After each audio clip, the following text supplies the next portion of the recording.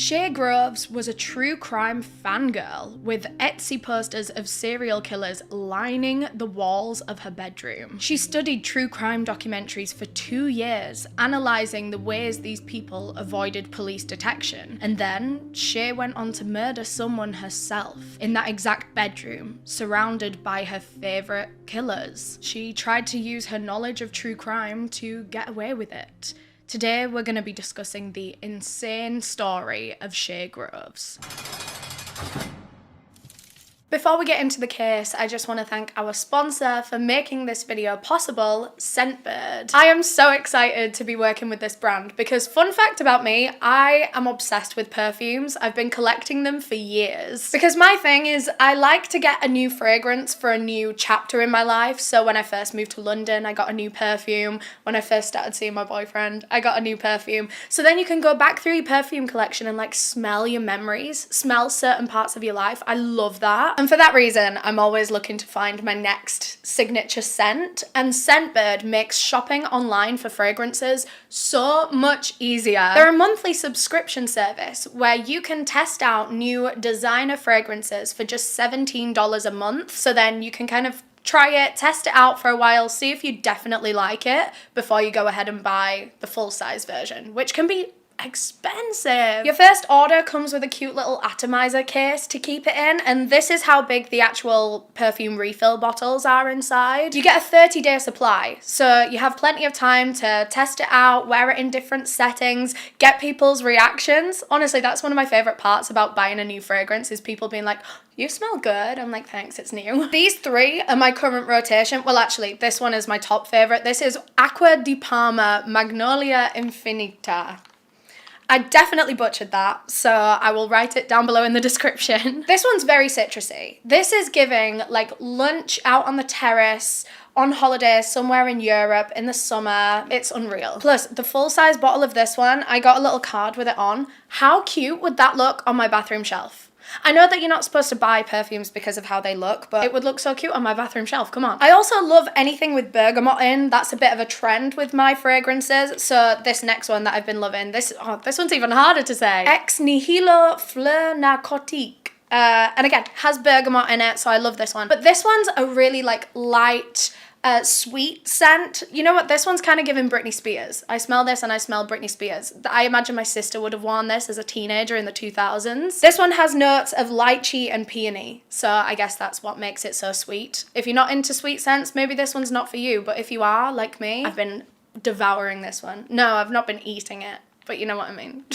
And then this one is the easiest one for me to say. This is the Harmonist Moon Glory, and this one smells like flowers and honey. Straight up flowers and honey. It's got a lot of floral notes in it, and the third note in this is organic honey, and you can smell that, which I personally really like. This is quite a spring scent for me. I'm annoyed that I missed spring, but maybe it can be my next spring fragrance, but this is lovely. Just be warned though, it really does smell like honey and flowers. So if that doesn't sound like your thing, you won't like this, but if that sounds like your thing, you'll be all over this one. So if you're in the US or in Canada and you want to try Scentbird, I do highly, highly recommend. Plus, they're giving you guys money off. If you go to scentbird.com and use the code Eleanor at checkout, you will get 55% off of your first order, making your first perfume just over $7. Apologies to everyone that's not in the US or Canada. That's the only place that they ship to right now, but this is such an incredible service that I wanted to talk about it anyway. I wanted to put all of my American and Canadian followers on because this is revolutionary if you're a perfume girl like myself that only really shops online. So hard to shop for perfumes when you can't smell them. This is the perfect solution. I also linked all of the 3 perfumes that I spoke about in this video in the description, so if you want to check out any of those particular scents, go for it. And thanks again to Scentbird for sponsoring this video. One last thing before we get started with the case, I do just want to give my usual disclaimer that I mean absolutely no disrespect to anyone that I talk about in this video. This video is for educational purposes, and everything that I'm about to say is publicly available information that myself and my team have found online and compiled into this video. This video will cover a lot of sensitive topics. This is a very heavy one, including but not limited to the physical and sexual abuse of a child, mental illness including depression, PTSD and bipolar, self-harm, suicide, sexual assault, rape, drug and alcohol abuse, emotional and psychological abuse. Like I say, a very, very heavy one. So if you feel like any of those topics might be triggering or too intense for you to watch right now, I totally understand. I would recommend clicking out of this video now, and hopefully I'll get to see you some other time with a different case. But until then, look after yourself. While we make every effort to fact check our sources and make sure that all of the information in this video is correct, no action should be taken in reliance upon the information in this video. And I want to take this opportunity to remind you all that these are real people's lives that we're talking about, so please keep the comment section respectful and kind. All opinions in this video are mine and mine alone, and with that being said, let's get into the case. So today's case is actually a very recent one. It only wrapped up earlier this year, and it took place in July 2022, so just coming out of the pandemic. It takes place in a town called Havant in the south of England, and this was home to Shay Groves, who was 27 years old at the time of this case. Born in January 1996, Shay Groves had a terribly sad childhood, filled with physical and sexual abuse. And when she joined school, she was relentlessly bullied. She never fit in. Just every aspect of her life was so sad to read about. She was considered a goth by her peers. She'd always been kind of into darker things. People called her a weirdo. So she was bullied for that. But she was also bullied for having a hearing aid. She was partially deaf, and so she started wearing a hearing aid at like 11 years old.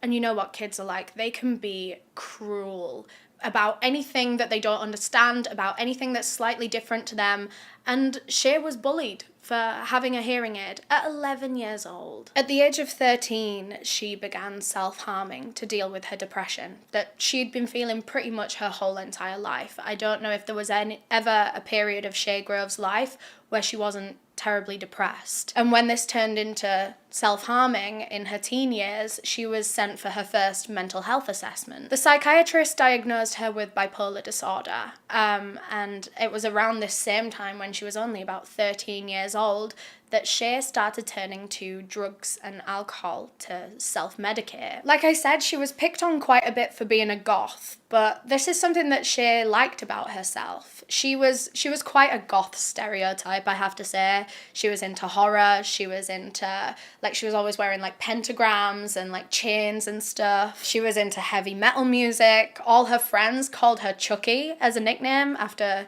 you know, Chucky from Child's Play. Although her friends, to be fair, I don't even think she had that many friends. I think these are more acquaintances, people that knew her at school.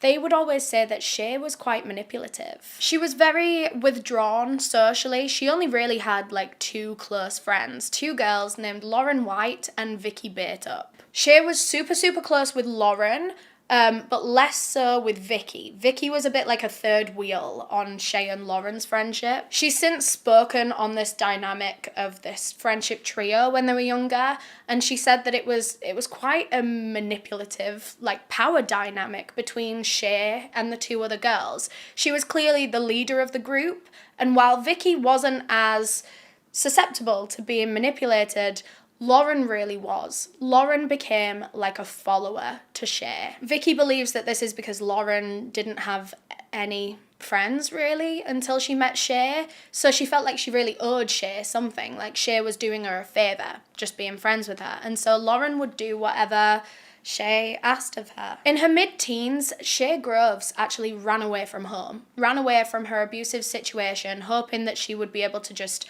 find something, anything, better than the abusive household that she was leaving behind. But unfortunately, she didn't really find stability for a long time. She was like couch surfing, she was living with different boyfriends, all of which were abusive. She just had a string of abusive partners that she would live with and then get kicked out of the house and then find another one, and yeah, nothing was stable for her. She was still very, very mentally ill, and she was still doing a lot of drugs and drink to be able to deal with that. She was stuck in a very, very vicious cycle of this, where her mental health was so bad that she felt the need to self-medicate, but then being intoxicated so much of the time was really not helping her brain health. Until finally, at the age of 20, Shay met a man named Ashley, and they had what seemed to be quite a healthy relationship. I mean, we don't know exact details, but he didn't seem to be like the last ones. They get into this stable relationship that is supposedly abuse-free,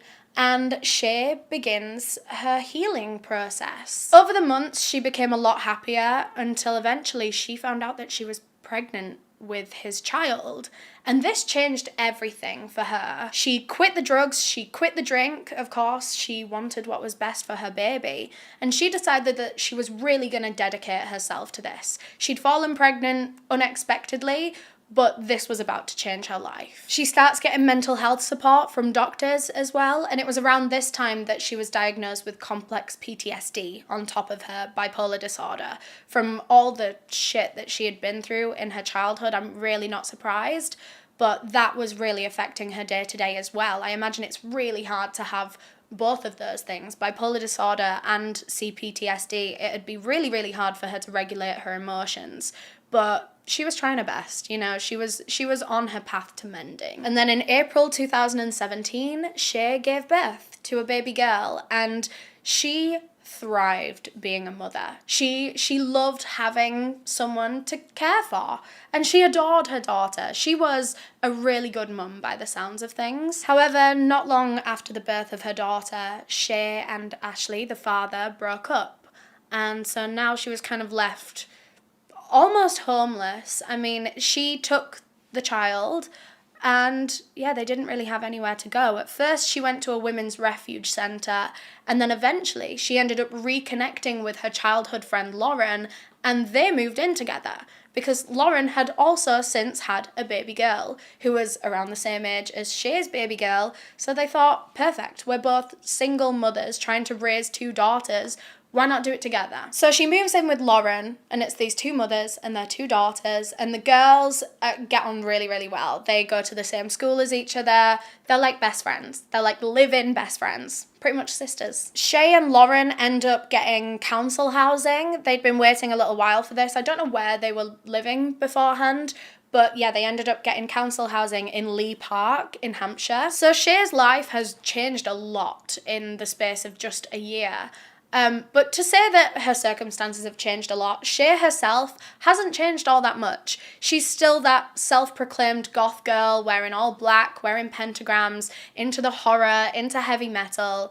That was who she was, and she loved it. She liked being kind of an intimidating presence. She started to get like tattoos and face tattoos. She had a dagger that looked as though it was like going through her eye. She was going full force with this like very gothic punk rock kind of image. I sound like an old lady trying to describe the youth. But like I say, even though nothing about her really changed, or at least nothing about her physicality or her interests changed, she really changed on the inside, or it seemed that way. When she had her baby, she became a lot happier. She became a lot more stable. She kind of knew what was important in life. She decided it wasn't drugs and drink anymore. It was her baby girl. On her daughter's first full day at school, Shay posted a very proud mum Facebook status calling her a beautiful, independent girl with a whole lot of attitude. And she said that she would be always there to guide her. Life was pretty good as far as we can tell in terms of their like mother-daughter relationship.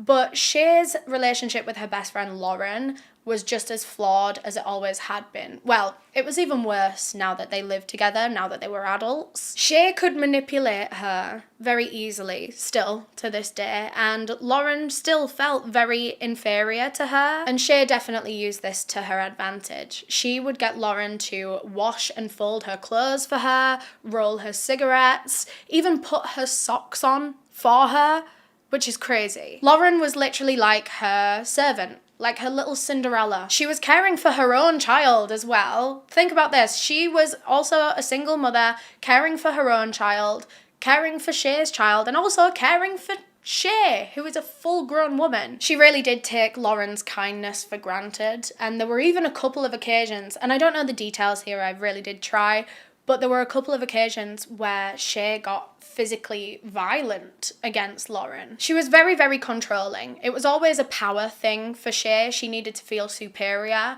She needed to feel in control of everything. And speaking of control, she went so far as to get CCTV cameras put into all of the common areas of the house so that she could watch.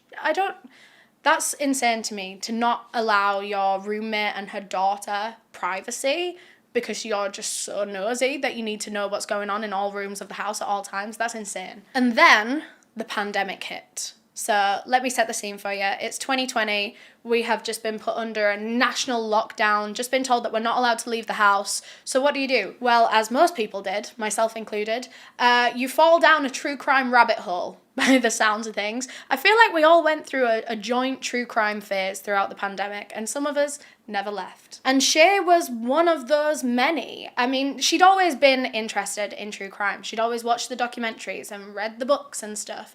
But now it began consuming her. She would stay up into the late hours of the night watching true crime documentaries, reading books. She read this one book on Charles Bronson cover to cover so many times. And that's not to say that being very interested in true crime is necessarily a bad thing. I actually think it's very normal and natural to be interested in things that you don't understand. That's kind of where this comes from in me, is like, I'm really interested in killers' psychology because it's something that I could just never imagine myself doing, or anyone that I know. To want to take someone else's life is just insane to me. So I really want to dig into that, and I want to figure out how these people are from the same species as me, but they don't act like it. And it can be hard to spot where the line is between a healthy interest in a particular genre of content versus an unhinged, unstable individual becoming consumed with true crime content to the point where it becomes very normalized for them. Violence is just another part of everyday life because they're just hearing it constantly.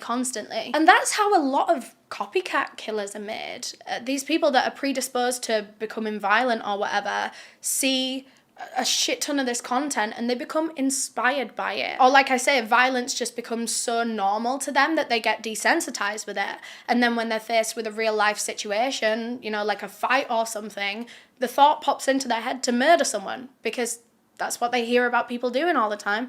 I mean, I know it's very rich, me sitting here on this channel saying all of this, but that's why you have to make sure that you're staying just healthy in general, mentally healthy, and that you're having breaks from content like this. And I think what made Shay different to just your average true crime enthusiast is that she was very interested in the killer and how they'd gone about things. And she was inspired by them. She admired their work. She didn't think, oh my God, that person is so horrific. I want to kind of know what made them like that. She was like, wow, that person was very dedicated. That person was very smart, managed to get away with it for so long. You know, she idolized killers. It came to the point where she was literally just like a stan for murderers. She became a fan of their work and a fan of them as people. She had literal posters of serial killers on the walls of her bedroom, like a teenage girl obsessed with a boy band. It was a whole lineup of 8 of the most notorious criminals in history. They were like prints bought from Etsy that were like cutesy and artsy, and they had like blood dripping from their eyes. It's insane. So of these 8 criminals on her wall, they were Eileen Wuornos, Charles Manson, Rose West, Richard Ramirez, the Night Stalker, Myra Hindley, Ted Bundy, Jeffrey Dahmer, and Peter Sutcliffe, the Yorkshire Ripper. Please forgive my sudden teleportation. I am now in my boyfriend's streaming setup for the rest of this video. But as I was saying, all of these serial killers on her wall had over 100 kills between them. Shay claimed that the reason she had these posters, she tried to say it was like dark humor or like it was ironic. And I really, really don't think it is. I don't think there was any part of this that was ironic for her. I think she was a genuine fan with admiration for these people and the way that they managed to elude the police and things like that. She thought that they were cool. She admired them. She tried to say that it was just art. You know, they weren't actually pictures of the killers. They were artistic depictions. And it's like, I don't know what's worse, to have a straight up picture of a serial killer or to have a cutesy drawn up one where its eyes are literally dripping with blood.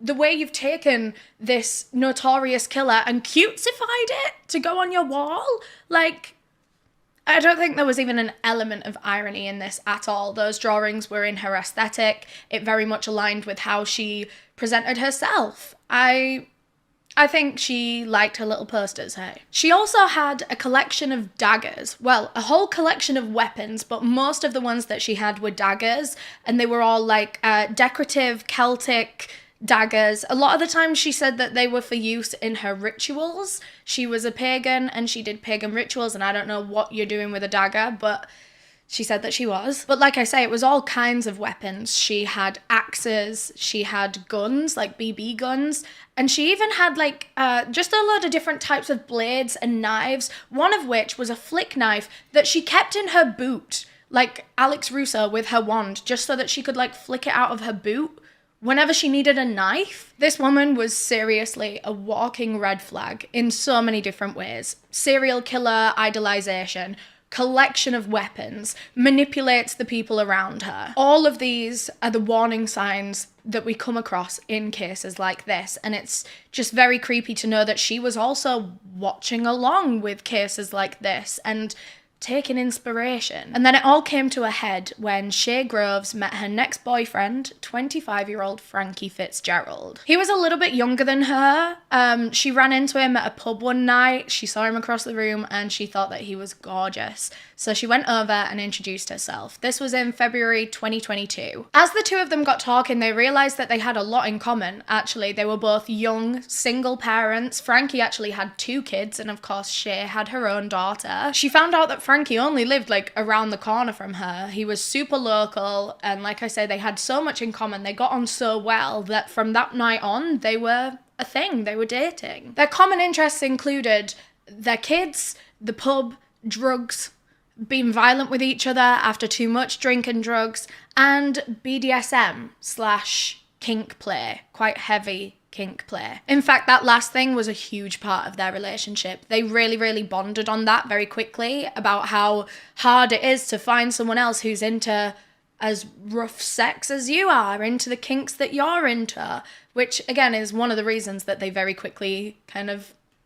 got along. Around this time when she met Frankie, Shay ended up getting back into drugs, and some people say that it was because of Frankie. He did cocaine a lot and would encourage her to get back on it. She'd quit after having her baby, well, while she was pregnant with her baby, and she'd started drinking again, but she hadn't picked up the drugs until she met Frankie. And while her relationship with him was really short, it was only about 5 months in total, Shay started to decline very quickly. She was using drugs more often than she ever had done before. She wasn't seeing her friends as much. A lot of their time was spent having sex.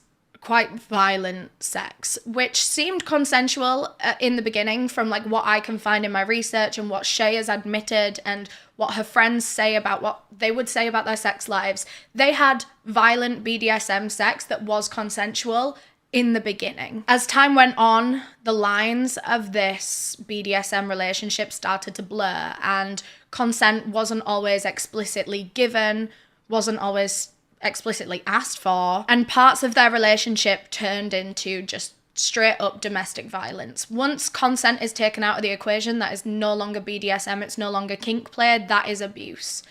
And that started happening in their relationship on both ends, actually. They started having a lot of issues outside of the bedroom, just general arguments. Everyone said that both of them were just as bad as each other when it came to jealousy, possessiveness, being controlling. They always wanted to read each other's phones. They were always accusing each other of cheating. And they were having so many arguments outside of the bedroom that then when they would have sex and they would be consensually violent with each other, it was as if they were taking out this very real anger under the guise of BDSM. It was almost like they had an excuse to be able to hurt each other because they had this prior established consensual BDSM. But at this point, they were just using that BDSM as an excuse to hurt each other because they wanted to hurt each other. Like I said, their relationship was very short. It was only about 5 months long, but so much happened in such a short space of time. For example, there was this one day where Shay sat down Frankie and her best friend Lauren that she lived with,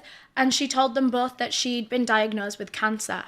And it was very serious, and they were going to have to help her a lot, you know, with everything, with childcare, with hospital appointments, and they did. The two of them were obviously devastated to hear this. They were really worried for her, and they did everything they could, including support her financially, look after her daughter when she didn't feel up to it or whatever. And I'm sure you can kind of tell where this is going, considering the lack of sympathy in my voice. It was all a lie. Shay made it up. It was just another one of her manipulation tactics to be able to get whatever she wanted out of other people. She was willing to use any methods, any tactics to get there, whether it was sympathy over a fake illness non-consensual, non-consensual BDSM anyway, come on. I don't want to confuse consensual non-consent. That's something we're going to dip into in a second because that was quite a big part of their relationship. And it can get quite confusing, especially because the word consent is in there twice. I just want to kind of round off the non-sexual parts of their brief relationship now before we do dig back into all of that stuff, because it gets very heavy.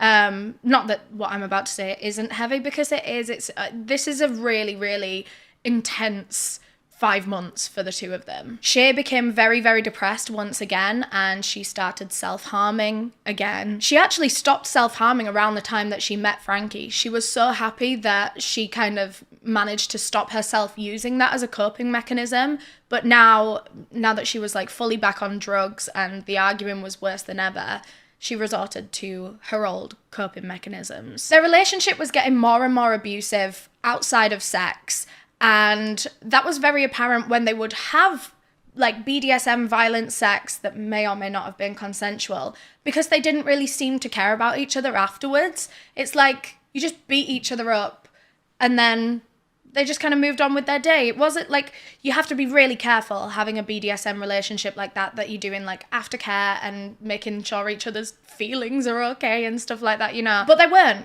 because they didn't give a shit about each other really. They just kind of saw each other as sex objects, punching bags. I don't know. Okay, so let's talk about consensual non-consent. I have tried to do as much research into this as I possibly can, because I feel like this is going to be quite hard for me to get right. So I'd want to apologize in advance if anything I say is not quite, I mean, I'm not in this world. I'm not in the consensual non-consent world. So if anything I say is slightly inaccurate, please feel free to correct me in the comments. But this is what I found anyway. Consensual non-consent is also known as rape play. It's a kink where people basically agree to act as though they're being forced into it, act as though there was no consent, but they give prior consent. So how it's supposed to work is partners that are going to be involved in this, it can be 2 people. I'm going to kind of talk about it as if it is 2 people, but of course it can be as many people as are joining in. But it usually starts with the couple sitting down and having a very full and open discussion beforehand about what they feel comfortable giving blanket consent to. So they have this conversation and they say, okay, it's okay for you to do this, this, and this to me, but I don't consent to you doing this thing. And the idea is they have this prior discussed consent, and the partner says, for the foreseeable future, until I tell you otherwise, I'm happy for you to do any of these things to me pretty much at any time. So then when the time comes and the partner wants to rape play, their partner can act as though they are not giving consent in that moment, saying things like, no, stop. But they don't actually mean that. They have given the prior consent. The way that things like this usually go is they have like a safe word. A lot of the things I read online, they have like a traffic light system of like, red means I don't like this, stop, like we quit now. Yellow means like, okay, this is getting a little bit like, oh, for me, but like, I don't want to stop. We just need to like reevaluate the situation. So there is very much a way of consenting built into this seemingly or like acted out non-consensual performance. Does this make sense? I really, really hope. Basically, what I gathered from my research is that there is a safe and consensual way to have this kink, and a lot of couples will manage to do this successfully and with kindness to each other when they have these conversations. But that is not what Frankie and Shay had. That's what they kind of acted like they had, this consensual non-consent relationship, but they weren't caring about each other and having these conversations outside of it. It was just like oh, I'm sure she'll be fine with this, or I'm sure he'll be fine with this. It was actually Frankie that would do this to Shay more often than not. He would go from one type of sex to another without asking first, so he would just go straight in with anal, which you can't do. Shay made it clear to him that she was uncomfortable with what he'd just done. On this one particular instance, when he'd done this, I think she said to him something along the lines of, no, babe, like, no. But because she wasn't crying, because she wasn't, because she'd used the word babe and done it in a softer way, he didn't listen. He didn't think it was serious. They later had a conversation about this particular event, and Frankie says to her, and I quote, "It was a bit rapey, wasn't it?" So he knows that he is being rapey with his girlfriend. He admits it. And he doesn't seem upset with himself or like it was a misunderstanding. Like there's no like remorse there for making her feel that way. He's just like, oh God, yeah, that were a bit rapey of me, wasn't it? Shay's response to him was that it hadn't been rape, but it had been as close to non-rape rape as I can get to. And remember, they didn't have a proper agreement beforehand. They both hadn't like agreed with each other on this particular day that they were going to do consensual, non-consensual sex. He had just done it and he realised it was rapey, and she, tried to make him feel a bit better about it, saying that like, if you had raped me, like I wouldn't feel safe around you and I wouldn't let you around my child. So she didn't see it as rape, even though it is. But I think it's important to kind of see it from Shay's POV. For the sake of this video, she didn't feel that she had been raped, but she felt like it was pretty damn close. She didn't like the lack of communication, the lack of asking for consent. By the way, the way that we know about a lot of these specific conversations and the specific quotes is because Shay had a CCTV camera set up in her bedroom. She got them put in the communal areas of the house, but she also had one put in her bedroom, specifically actually to download videos of them having sex afterwards. She would put the footage onto her laptop. Sometimes she would even edit together clips of them to make like, a feature-length film, which was actually really useful for this case and for the whole police proceedings, because they had footage of this non-consensual sex or the BDSM that wasn't actually BDSM, it wasn't consensual. And they also have a bunch of quotes, and they have the couple's exact wording of things, which is so valuable. During one of these sessions that had been recorded on Shay's CCTV, Frankie brings up her dagger collection because she actually kept one under her pillow, and as they were having sex, it kind of like slipped out a bit, and so the conversation comes up as they're having sex. And so he asks her if she was planning on stabbing him in the throat with that, and Shay says no, the knife is just there for protection, but not against him, just in general, if there's like an intruder. Around June 2022, so a month before this case took place, they're only 4 months into their relationship at this point in time, things are reaching new heights. They'd always both accused each other of cheating, but now it was so serious. Like, they both had specific people that they accused the other one of cheating with, and honestly, I think there was cheating going on. I don't think these claims were unfounded. Frankie was specifically accusing Shay of cheating with her ex, I think her daughter's father, and they were spending a lot of time together. I think she was. And then Shay was accusing Frankie of cheating on her with just some girl that he'd met in the pub. I don't know about where the truth lies with that one. One of the main reasons that Shay believed he had cheated on her was because she got thrush in her vagina, and she thought that Frankie must have caught it off someone else and then given it to her, like an STI.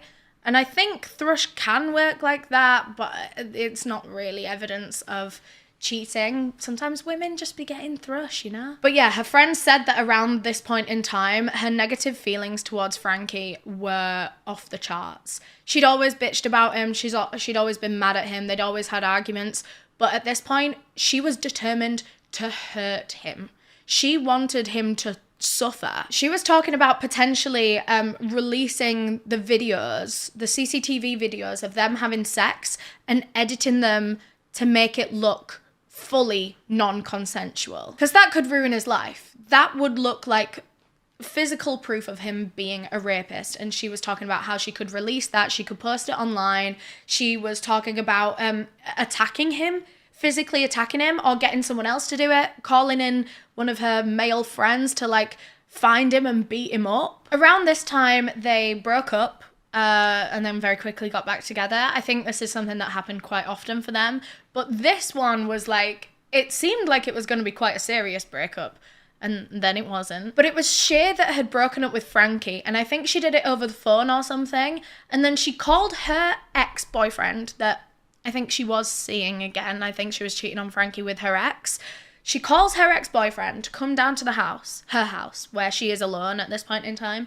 They pack up all of Frankie's shit from her bedroom.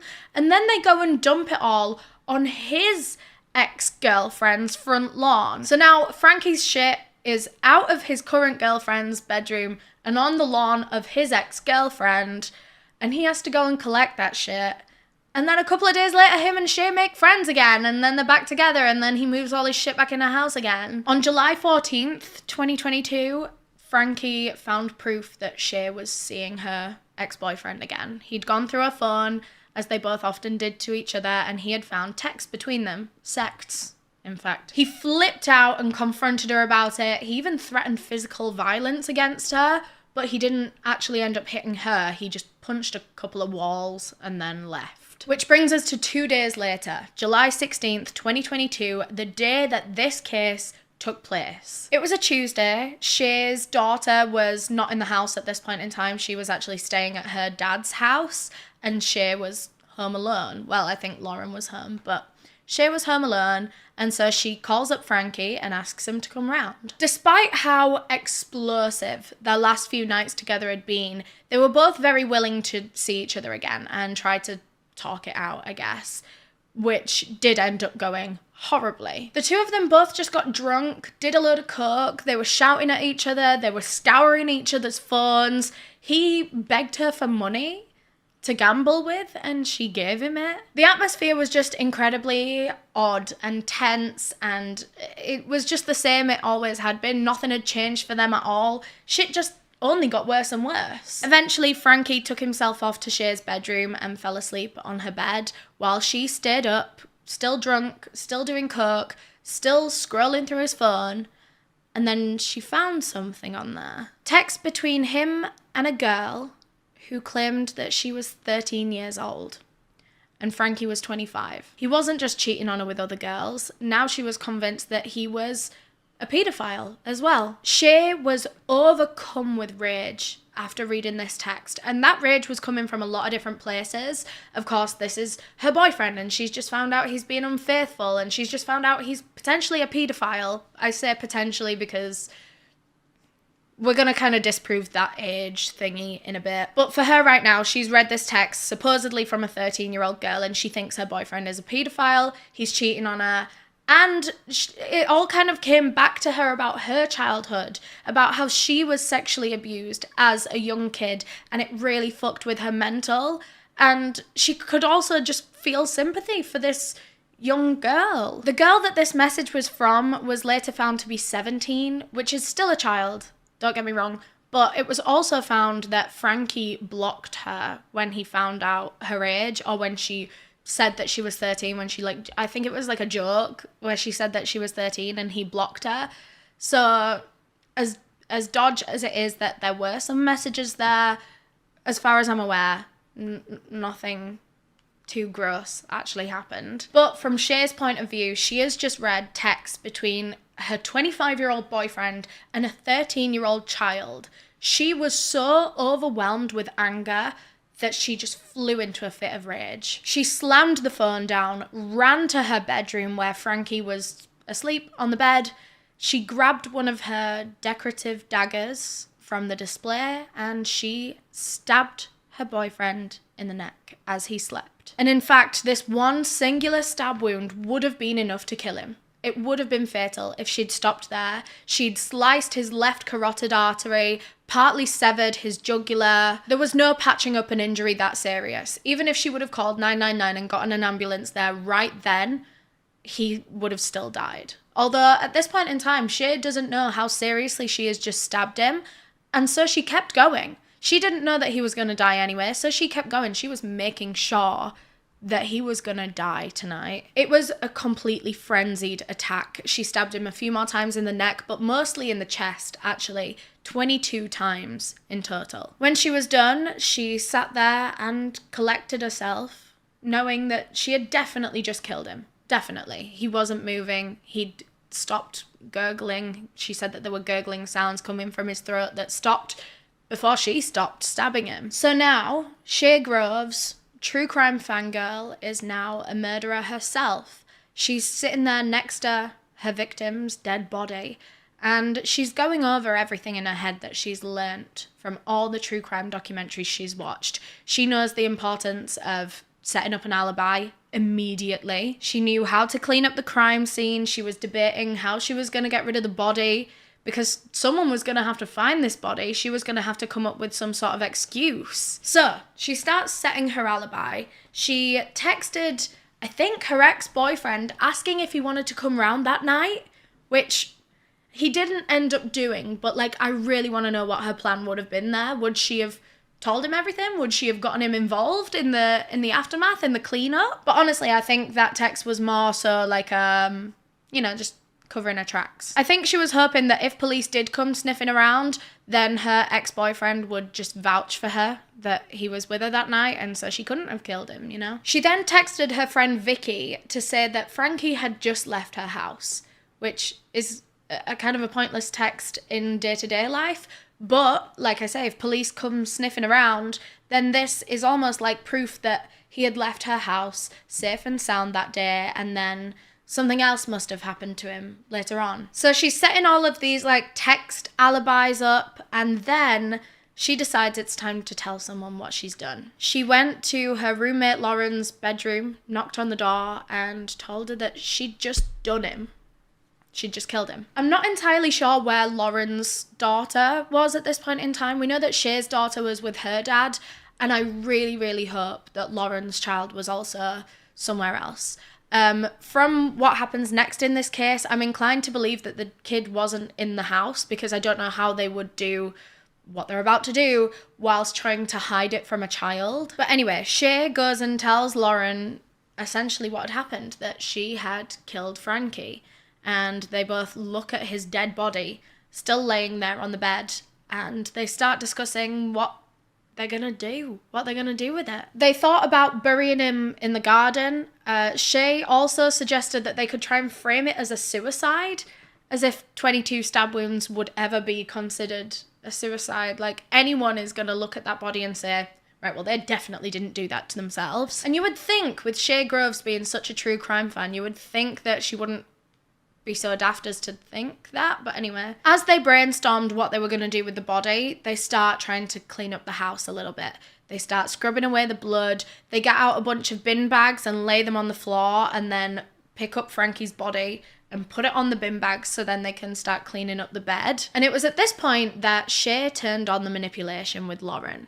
She told her that she needed to help her clear up this murder because she was an accomplice now. She'd already helped to wipe up some of the blood. She'd already helped to pick up Frankie's body and move it onto the bin bags. Shay said that if Lauren ever dared snitch on her or tell the police or tell anyone anything, then she would be going down too. Lauren said that she was very scared of Shay. She was scared of what Shay might do to her. You know, if she didn't go along with it, then would she turn around and kill her too? So she just kind of went along with everything that Shay was saying and everything that Shay was telling her to do. But despite all the effort that went into covering up this crime, Police would be informed less than 6 hours after the murder took place. They were already arriving at Shay's house. The way that police found out was through Shay's third friend, Vicky. You know, they were a trio, Shay, Lauren, and Vicky. Well, obviously Shay and Lauren knew about this whole thing. They lived together. And so they wanted to get Vicky in on it. They wanted to let her know what had gone down. So Shay FaceTimes her and literally shows her close-ups, different angles of Frankie Fitzgerald's dead body. Vicky said that she did freak out over this and she started kind of shouting at Shay a little bit, but Shay wasn't taking any of it seriously. She was giggling, she was smiling, she was making jokes, and Vicky didn't really know what to do. Like, what the fuck would you do in this situation? I can't imagine getting a FaceTime call off my friend and them showing me their murder victim. Like, Vicky didn't really know what to do. As soon as she got off that FaceTime call, she called the police and told them exactly what had just happened. Police arrived at her house that same morning. So all of this had kind of gone down in the early hours of the morning, late at night. And by the time police arrived, it was the next morning. And Shay came and answered the door. And she seemed so chill. She was in her pink fluffy dressing gown, cigarette in hand, without a care in the world. 6 hours after brutally stabbing someone to death. As soon as Shay opened the door to the police, they were hit with the overwhelming smell of bleach coming out of that house. They immediately knew that a cleanup had been well underway. Police were very straight up with her. They just said, "We're here to investigate reports of a murder. We've heard that someone has been shown a dead body at your address, and we need to look around." And at this point, Shay couldn't really do anything. Of course, she just let them in. It seemed that she had managed to clean up a decent amount of the crime scene, because she'd only had like a few hours to do it, but she hadn't gotten rid of the body yet. When police walked into Shay's bedroom, there they saw the corpse of Frankie Fitzgerald laying on a bunch of bin bags. When they went into the bathroom, they found the dagger that they presume was used to kill Frankie, although at this point it had been washed and it had just been left in the sink. And that was the only one of Shay's daggers that was out of its usual decorative place, so we can be pretty sure that that one was the murder weapon. So both of the women were arrested then and there at the scene because, of course, police couldn't be sure how much Lauren had had to do with all of this, how much Shay had done, so they just arrested both of them, took them down to the police station for questioning.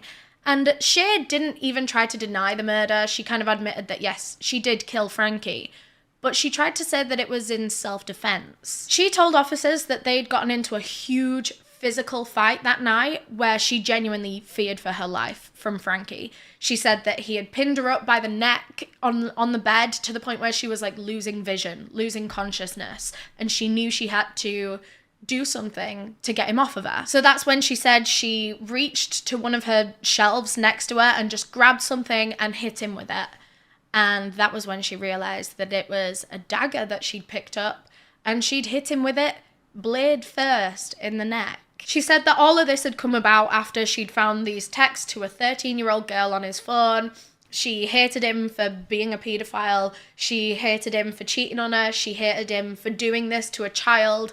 And so that's kind of what sparked this physical fight that night, and then meant that she had to defend her own life in the end. But Shay's self-defense story just does not line up with any of the crime scene evidence. I mean, for example, she stabbed him 22 times. That's not once in the side of the neck in self-defense. Say, for example, the first one was in self-defense. Why would you keep going after that point? In fact, police actually confronted her on that and said, well, why did you keep going? And she said it was because she could hear him gurgling blood through his throat, and she thought that it was kind of the humane thing to do, to just essentially put him out of his misery and kill him quicker. But there was also the fact that Frankie, like his autopsy and the way that the evidence was found and stuff, it was more than likely that he was asleep when he was attacked. He was laying down on the bed asleep. He was not pinning her up by the neck and a threat to her life. They weren't fighting. He was asleep. She found these texts. She was so mad that she went and stabbed him in his sleep. A lot of it started to make sense when police were speaking to Lauren, and Lauren said that her friend is just like this. She's a very angry, violent woman who has had issues with her boyfriend for months now, literally since they got together. Nothing had ever been good between them. She said that her friend was very, very manipulative. She was always controlling the people around her to do things for her, and actually that's how she'd got swept up in all of this that night, because Shay had been manipulating her into helping clean up the crime scene. Lauren actually ended up getting a few charges herself. Of course, the first one was kind of for being an accessory to murder and helping to clean up the crime scene.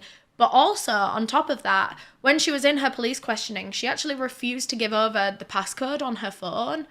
So police, I think they ended up getting in there eventually some other way, but it really hindered the investigation for a little while. All of these charges, though, were eventually dropped when police kind of sussed out the situation and they realised that she was manipulated. She didn't actually have anything to do with the actual murder. She had just kind of acted out of duress. She was scared that Shay was going to kill her too, and so she did just help to clean up the crime scene a little bit. The charges were dropped because they kind of understood the situation, and also because she agreed to give evidence against Shay and say everything that she'd seen in the house that night. And actually, even Shay admitted to the police that Lauren had nothing to do with the murder itself. Like, she wasn't even in the room when Frankie died, which I think is interesting to say, like, despite how manipulative Shay had been previously, saying that, oh, now you're involved, I'm dragging you down with me.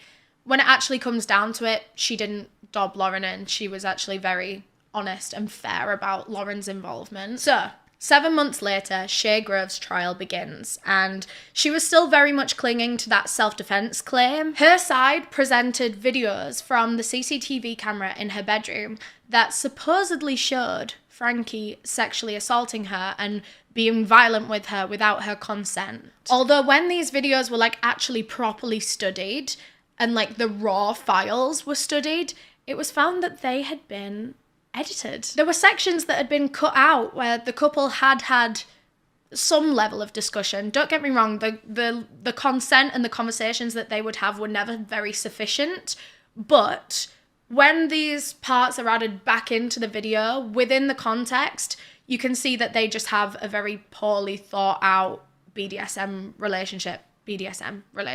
Once these little sections are put back into the original clip, it makes a bit more sense and it doesn't look quite so evil, you know? The footage already didn't look very good, but the way that it had been edited made Frankie Fitzgerald look evil. Lauren and Vicky also gave evidence in court because obviously Lauren had been there the whole time and Vicky had been there for that FaceTime conversation.